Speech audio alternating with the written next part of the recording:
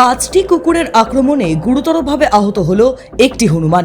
ঘটনাটি ঘটেছে ঝাড়গ্রাম জেলার পুকুরিয়া গ্রামে।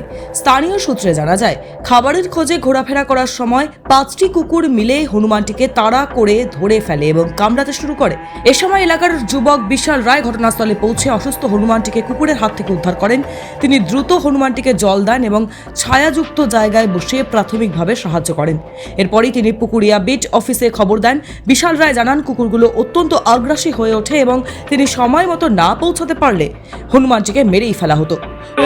4-5টা কুকুর মিলে করে আজকে কিছুক্ষণ আগে 2-3 ঘন্টা আগে, ঠিক আছে, কামড় দিয়েছিল। দিয়ে করে এই যে ফরেস্ট মানে কর্মীকে খবর দেওয়ার পরে ওরা এসে করে এখন নিয়ে গেল।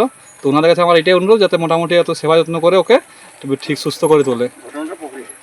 পুকুরিয়া ঘটনাটা ঘটেছিল, একটাই ছিল আর 4টা কুকুর ছিল, কুকুর 4-5টা ছিল কুকুর।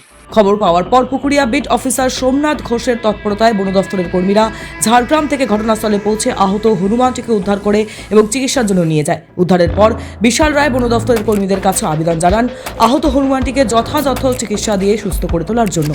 স্থানীয়দের মতে, বন দফতরের সচেতনতা বৃদ্ধির ফলেই সাধারণ মানুষ এখন বন্যপ্রাণীর সংরক্ষণে আরও এগিয়ে আসছেন। এই ঘটনা তারই এক উজ্জ্বল দৃষ্টান্ত। টাইমস নাও খবর।